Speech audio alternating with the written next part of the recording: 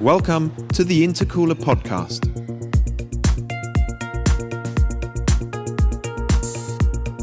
Hello everybody, this is episode 77 of the Intercooler podcast. I'm Dan Prosser. On the other end of the Zoom call, Andrew Frankel. Hello Andrew. Good, so we've got plenty to talk about in this episode of the podcast, mostly because a couple of weeks ago, you and I had a poke around a really quite special car collection. So we're going to talk a little bit about that car collection. We're going to sort of share what we can about it and talk about car collections generally. Before we do though, I mean, we must talk about the Michael Schumacher documentary on Netflix. Schumacher it's called. Criminally, I haven't watched it yet, I haven't had time, but it came out only a few days ago. Shocking, I know. It came out a few days ago, and it's had a load of press, hasn't it? There's loads of people talking about it. I'm just curious to know what you thought of it. Well, well, if you read the Instagram site, I wrote a piece in it saying that basically I was nervous about it because I think that families, and make no mistake, this is a production by the Schumacher family. There may be a different production company, a lot of professional people made it, but it was made so much in conjunction with them. It's very much their view. And I just think that families are the worst people to make those sort of programs, because if somebody wanted, not that they ever would, but somebody wanted to make a documentary about my family and were asking me about it, I'd say they're all wonderful, because that's how I see them. That's not how the world necessarily sees anybody. So I was, having been a bit disappointed by the Senna documentary, and I know I'm in a very, very small minority about that, but that was just a love letter to Ayrton.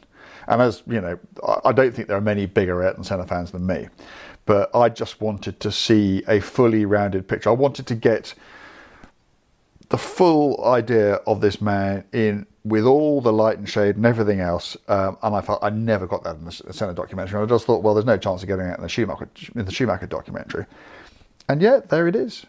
That's the amazing thing. It's very much it is a fond reflection on the man's professional life and his personal life. And I don't imagine that anybody, even if you really, really felt you had good cause to, would want to put the boot into Michael, particularly given, his sad current situation. But there's no attempt to whitewash it. They don't skirt past the Damon incident in '94 or the Jacques incident in '97. There are fascinating bits in it. There's Jean Todt saying that in '99, after Schumacher had been there 4 seasons at the end of the '99 season and had not delivered a Drivers' World Championship, Todt was saying, I was thinking, have we hired the wrong bloke? Should we not actually have Mika Hakkinen driving for us? And that's all on there. There's Ross Brawn talking about the Jacques incident and saying, at the time he did it, because of the sort of person he is, Michael would have been absolutely sure that he did nothing wrong. And so it wasn't like he thought, well, this is terrible, but I'm going to do it anyway. At that moment, what he thought he was doing was correct. And then Ross was saying that only on reflection, when he saw the video and everything else, would he realise that actually what he did was indefensible. And it was a fantastic insight into the man. But B, it was actually, even for someone like Ross, and everybody knows how close Ross and Michael were, it was quite critical of his character and the way that he conducted himself in specific instances. So it's not this, blind, rose-tinted spectacles view of the man. And it's all the better for it. The other thing that is great about it is it's so well paced. So, I thought, oh goodness, so they were going to go through, once he got to Ferrari, we're going to go through the 2000 championship and the 2001, the 2002, 3, 4, and so all this, which are frankly really, really boring years for motor racing because he just won everything. And I thought, oh God, we're going to have all Mercedes years as well because, that's his most recent. And there's none of it. There's so much on, that first race at Spa with Jordan, 91, and then all the Benetton years. So building up. And then that critical moment in 94 when, some would say he took out Damon and denied Damon the championship. And then soon after that, you're into Ferrari. And the story of how he worked with the others to help transform Ferrari, that's really fascinating. And, and all the real crowd pleaser stuff like Spain 96 is in there. And then you get to 2000, which is his first championship year with Ferrari. And that's gone into, and the various battles he had there. And then you think, hang on, there's only like 30, it's an hour, I think it's nearly 2 hours, and there's like only 13 minutes left. And you think, well, how are they going to deal with it? And they just don't, because they understand, like we understand, that it's not that interesting. And I think the other thing about it, which I really appreciated, was, they couldn't ignore what happens at the end. You watch the entire film, and although it is it's a very interesting and insightful view, particularly on the personal side with his children and him growing up and so on and so forth, that this event is coming. And when you get to it, there are some, they reveal nothing about his current condition in specific terms, but you do have Mick saying he'd give it all up just to be able to talk about his shared love of motorsport with his father. So clearly he can't do that. And you've got Coroner, his wife, saying she'd give it all up just to have him back, and then saying, although of course he's still here.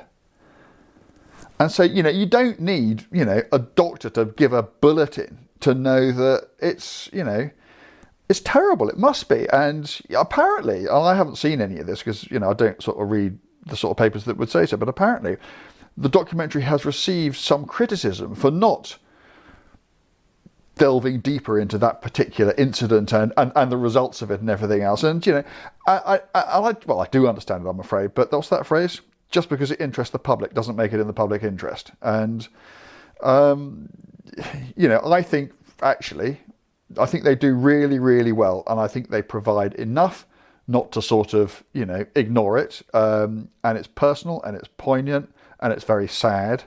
I thought it was a beautiful documentary. I thought so much better than the Senna film. And so unexpectedly so. Yeah. I was fascinated by it. I was moved by it. It didn't annoy me at all. The problem with people like you and me is because, just because of what we do, we know a bit. The capacity for these programs to annoy people like you and me because you think, well, he's talking rubbish and that didn't happen the way they're saying. There's just none of that. It's all quite straightforward. And also the other thing about it is you don't have, motoring journalists waffling on relentlessly. What you do have, all the talking heads are there. Almost everybody that, from Bernie to Damon, everybody, Flav's on there. Everybody is, whether you like them or not, all the important people are there, with the exception, I would say, of Brundle's not on it, which I think is an omission. And Jacques Villeneuve's not on it. But I think we probably know what his point of view would have been. Lovely. Great documentary. If you're thinking about, taking out a Netflix trial, do it for that. And I'm not being paid by Netflix to say it. I think it's just a great piece of work. Well, brilliant. I will go and watch it this week. It's almost an impossible, unwinnable task, isn't it, for the producers of something like that? Because there will be diehards, motorsport enthusiasts who want more detail, broader coverage of his career, early career, the other stuff that he did. But then it also, if you only produce a film for those people, a few thousand will watch it. It needs to reach a big audience. So, but they do have some of that stuff in there. There's bits at the beginning. There's quite a bit of his karting career in there, and about how they used to go and nick ruined tyres. People used to take the tyres off their carts and chuck them in the bin, and he'd go and fish them out of the bin, stick them on his car, and go and win. He was, the other thing that you didn't really appreciate is, you'd sort of think that, like everybody coming up, or almost everybody, he only did it with huge backing. He didn't at all. He was skint. They lived hand to mouth, and I think that's probably where he got his work ethic from. And there's more than enough of that early stuff there to hopefully satisfy the people you're talking about. It's great. God, we could just talk about him for so long. It's amazing to me that someone can win a couple of world championships with that sort of background, some 8-figure sum over their early career, probably, and still have that drive and determination to keep going, win 5 more titles.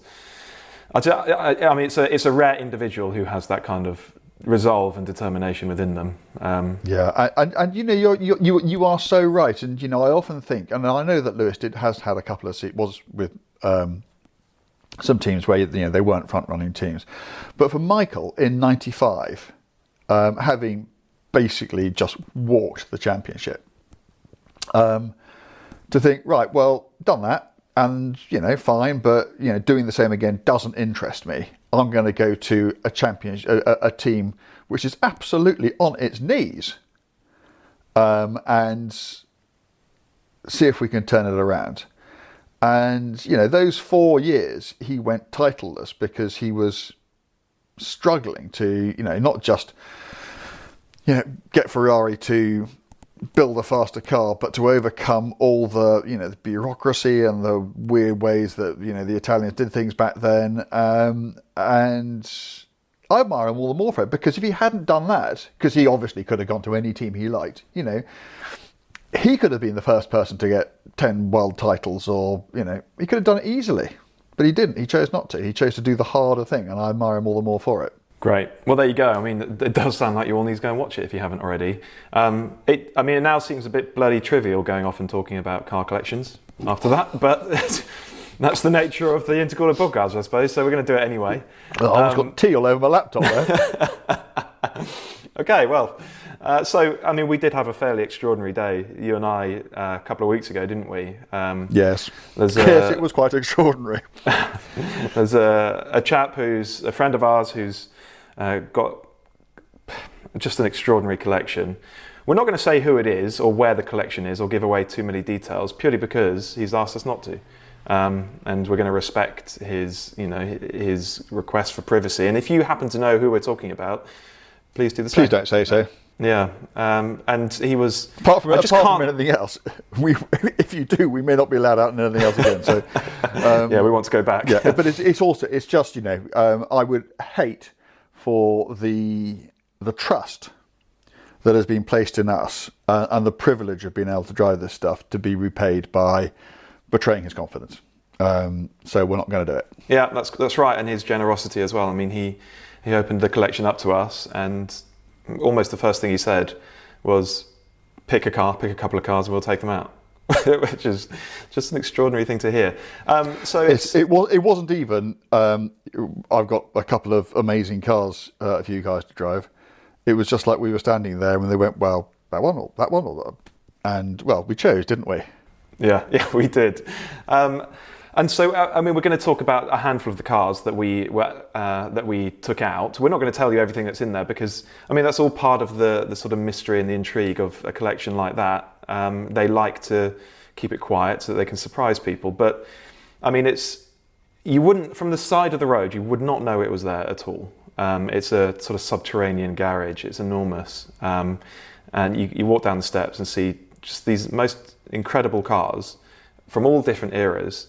But they're, in theory, they're all on the key, aren't they? I mean, with older stuff, with older stuff, it's not necessarily that straightforward. But in theory, they're all ready to go. Well, I mean, I think the fact, and we talked about drip trays on this podcast before. Every single car has got a drip tray underneath it, which means there's oil in the engine, and and also they're all on trickle chargers, and that says to me, cars are on the button. And the fact that we were able just to go, well, we'll take that one and and fire them up and off we go. Says it all really. And I think it's very interesting because I know obviously we're talking about collection because that is technically what it is, but the owner doesn't talk about a collection at all. Because I think when you think about a collection, you think about, frankly, a bunch of museum pieces, cars just sitting there with a light covering of dust, slightly flat tyres, and haven't been driven for 40 years. That's not this at all. They are all good to go, and they're all used. That's the thing; they all get used. Some of them are worth, well, all of them are incredibly valuable cars, but some of them are worth astronomical quantities of money. And I just so admire people who just think to themselves, well, yes, I know it's a risk and it is a bit of a leap, but what's the alternative? The alternative is to reduce them to being something to look at. If you buy a bit of art, stick it on your wall, that's fine, because that's what it's designed to do. Its job is to be looked at. It's not a car's job. Car's job is to be driven. And they get that. Luckily for us. So we did. I mean, there are some very, very significant cars in there. Le Mans winners among them. I mean, yeah, the whole place it actually does look like a museum. It looks like you're going into a very sort of high-end car museum, but they're not museum pieces at all because they're all ready to go. But so we took out, what did we do? Did we take out 3 cars or 4 cars maybe?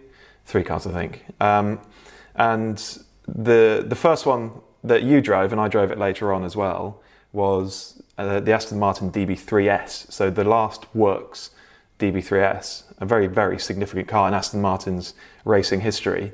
I mean, it was the oldest car that I've ever driven, and I've wrote about it for the Intercooler actually, it's on the app now.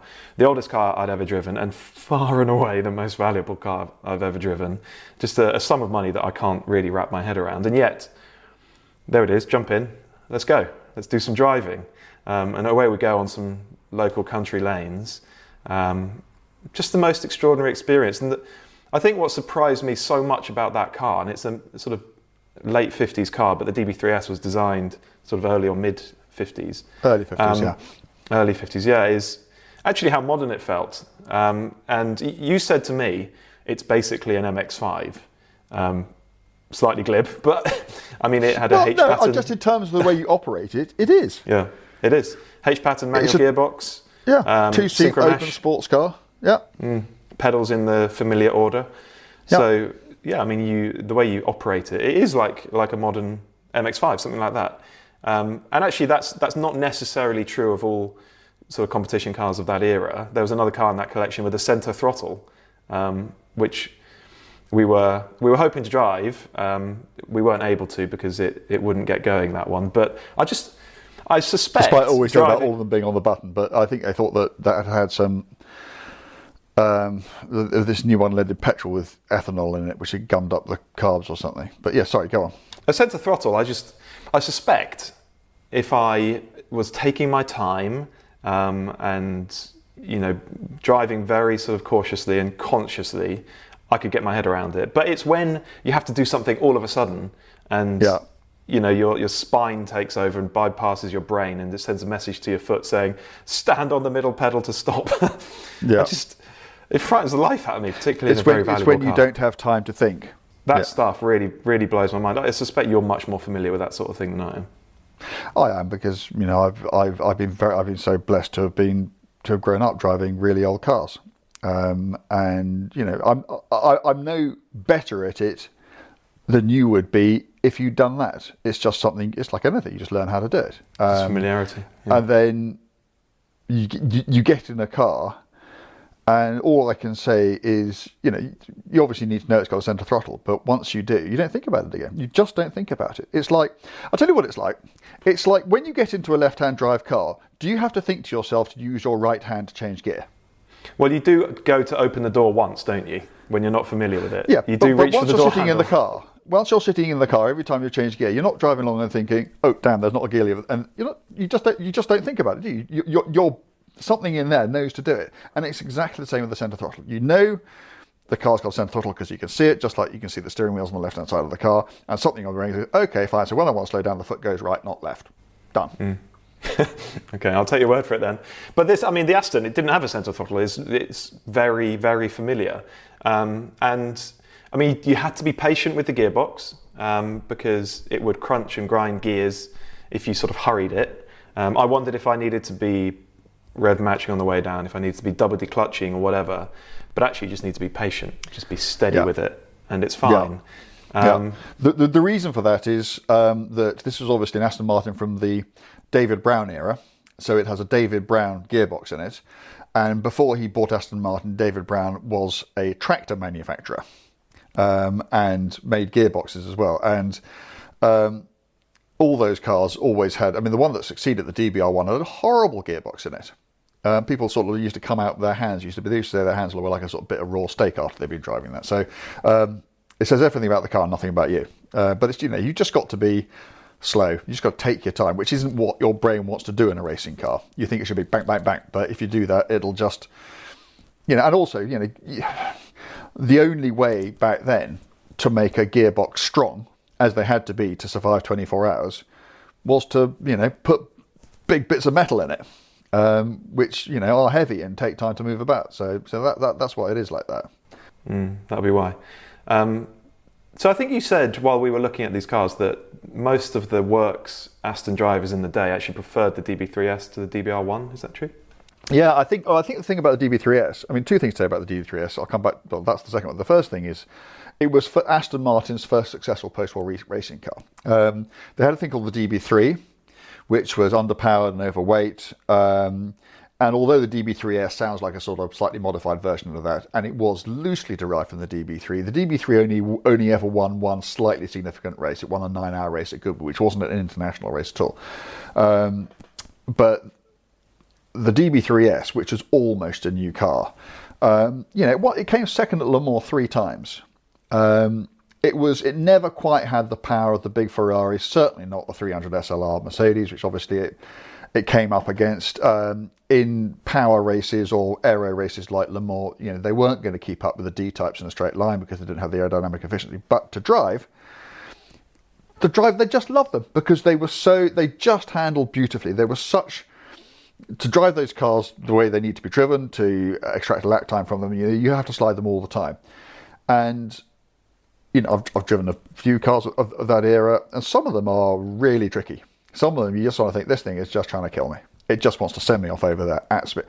And a DB3S is it's like a sort of 60s Alpha.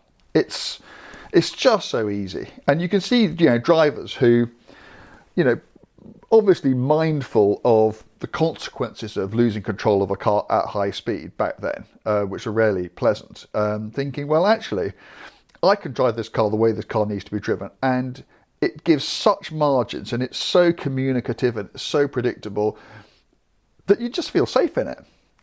You really would. The only unsafe ones were they made some coupes early on, which are just aerodynamically completely unstable. At Le Mans in 54, the two coupes both went off, had massive accidents at completely different times on exactly the same corner because they just took off. But other than that, they're beautiful cars. Lovely, lovely thing. It was amazing to get to drive it. This was a car that Roy Salvadori raced at Le Mans, and you just sort of get swept away by the history and how significant it all is.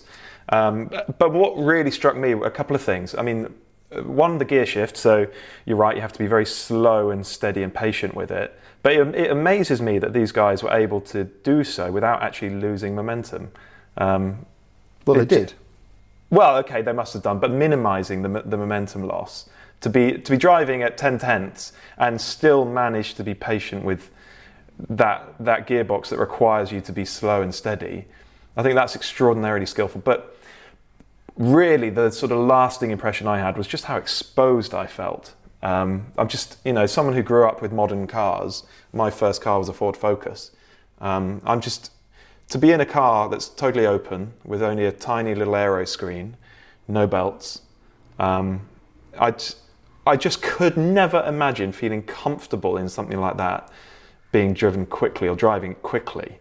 I just think if I hit something at 30 miles an hour, even at 30 miles an hour, my face is going to hit that steering wheel or the dashboard or something. Yeah. But they didn't have that. They didn't have that perspective, did they? They didn't. They just thought the reason they didn't wear belts is because they thought if I'm going to hit something, I'm better off out of the car than in it. So, that's it. They didn't have our modern, cosseted, comfortable, safety first approach to things. That was the fastest racing car that they could get their hands on, so they went and raced it. So while I was driving the DB3S, you were leading the way in an Alfa Romeo 8C Tazio Nuvolari's car. And I was driven in it earlier in the day, and I saw how much skill it took just to operate the thing. You really have to be very, very careful and precise with the gear shift. It's nothing like the Aston one. So just tell us what that thing was like to drive and how significant it felt as well. To sit there and think, this is the steering wheel, those are the pedals, these are the instruments that Tazio Nuvolari looked at. I mean, the first thing you've got to get your head around is the complete, I was about to swear, but just your mind is blown just by the prospect of doing it. And you're in this thing, this is a car that Nuvolari led the 1932 Mille Miglia in. He binned it, actually, reputedly looking at somebody else's accident, which is a very un-Nuvolari-like thing to do. But the car is obviously exquisitely beautiful. I mean, staggeringly rare, and with its provenance, and its history, must be one of the most valuable pre-war cars in existence. And so once you've kind of realised all that and then calmed down a bit, you've got to drive the thing. And all those old cars, they're all different to each other. Even the ones that are laid out the same. The gearbox is, you have to, because there's no synchromesh, so you have to time everything. So what you have to do is to make sure that the engine is at whatever speed it needs to be at to accept the next gear for the speed that you're doing. So, and that changes according to the gear ratio. So if you have first and second are quite close in terms of their ratio, you've probably got quite a quick change. But then you might have a big gap between second and third. Actually, in those cars, usually they have the big gap is between third and fourth because they need to go down the Mulsanne straight.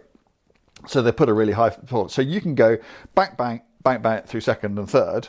And then third to fourth could be while you're just waiting for the revs to fall far enough so that you're in the... And then obviously on the way back down the box, you've got to do exactly the same thing, but in reverse. And instead of waiting for the engine to slow down, you have to speed it up yourself by blipping the throttle. And you've got to blip the throttle to the revs that you're going to need for the gear that you're going into. And it does sound awfully complicated, and it kind of is. But again, it's more complicated than it is hard. Once you understand what you're trying to do, and once you have learnt the gaps between the ratios, it becomes easier to do it. And also the other thing, the great comfort is that people weren't any better changing gear in 1932 than they are today. And so the gearboxes were built to take a lot of punishment because people were, crunching and scraping and doing everything because, they're not easy. I mean, that's what, if it had been easy, then there would have been no need for synchromesh to be invented. And I find with all these things, I'm always much better in these cars when I'm alone, because particularly if there's an owner sitting next to me, you're just thinking, oh, don't screw this up, don't screw this up. And of course, then you tense up. And what you have to do is you just have to relax. And if instead of go, you're just, then it just kind of works. And you have to give yourself time to think. But this thing, oh my goodness, it was so fast. In 1932 car, nearly 90-year-old car, you just get held up by everything. I mean, this car, which, despite, breeze block aerodynamics, would genuinely have done at least, I think in the first section of the Mille Miglia in 1932, which would have probably been 100 and 150 miles or whatever, he averaged over 100 miles an hour. Averaged in this thing. So, just think how fast he must have been. There would have been tight corners in there and, and the brakes are terrible and there wouldn't be an awful lot of grip, and yet he still averaged over 100 miles an hour. This is a car which would do, even today, it would do 130 plus, easily, and it's 90 years old. And the only problem with that is that they were actually, even back then, they were quite good at getting engines to deliver a lot of power. I mean, that engine's probably got, I don't know, a supercharged straight 8, it'll be in the 200s somewhere, certainly, maybe a bit more. But they weren't that great. So they're really, really good at acquiring speed. They just weren't very good at getting rid of it again. And these big drum brakes, they just don't offer much retardation. You also, obviously, you've got to think about the limitation of the tyres that you're on, which don't have an awful lot of grip. But they also, they get hot quickly and then they go away. So, you're constantly having to manage the brakes. but the other thing which was just so great about it was having our mate sat next to me, and instead of saying, "Oh, could you just keep it to 4,000? Just be a bit careful here," he'd just go. He kept saying, "Ring it out, ring it out." So I did.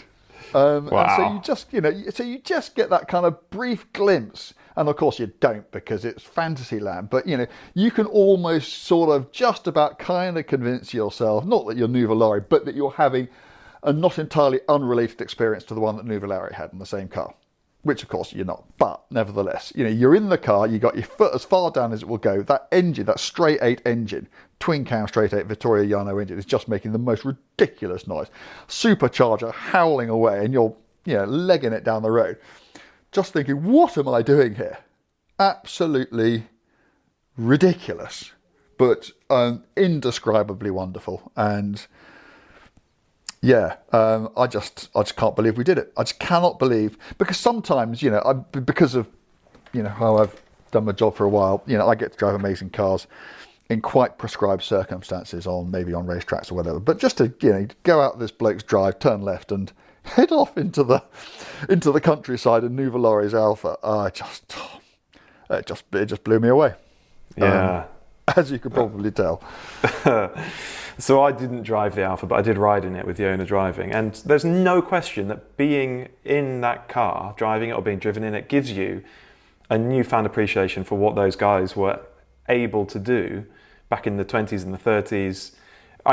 It's the fact that Nuvolari averaged over 100 miles an hour through a section of the Mille is that's just utterly mind-blowing to me. It's as astonishing to me as it is that present day Formula One drivers are able to drive 1,000 horsepower Formula One cars with all that aero that they've got flat out. I can't compute either. Neither one makes any sense to me.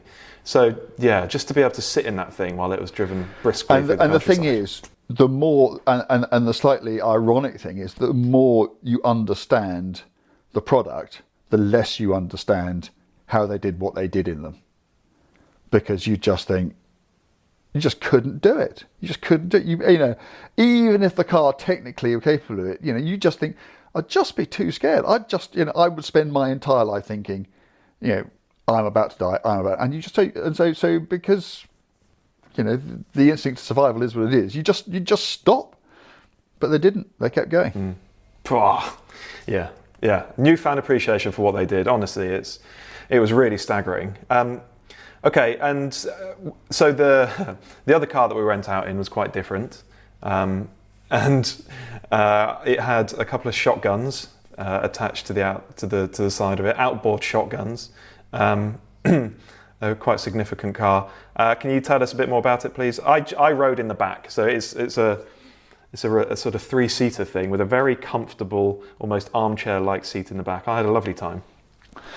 Yes, it was a Rolls-Royce Phantom. I think people will these days call it a Phantom 1, although obviously, like most things that were first, at the time it was only a Phantom. And it belonged to a Maharaja in India when it was new. And the reason for the shotguns, and I'm not going to make a judgment on this, I think we probably all feel similar sorts of ways about this particular activity, but it was used for going out big game hunting, and I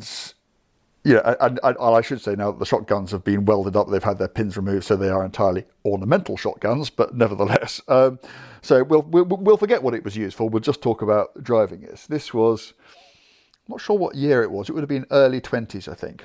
And if ever you wanted to understand why Rolls-Royces from that era are just known as the best cars in the world, just go out in this, because it was